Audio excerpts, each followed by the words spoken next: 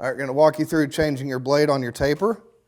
Okay, you're just going to loosen this wing nut over here. Take it out of the channel. Come over to your other side here. Pull it out so your blade is exposed.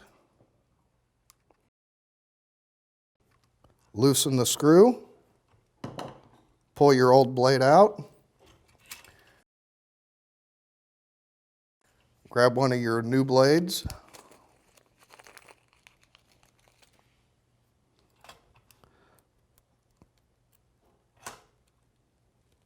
Slide it in there. Tighten your screw down. You want to make sure that it's flush back here, your little block that the blade sits on.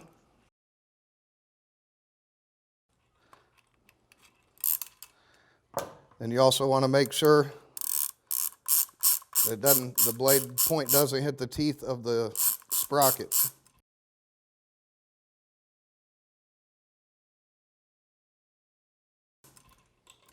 Just pull it back through, down into the channel. Tighten the wing nut back up.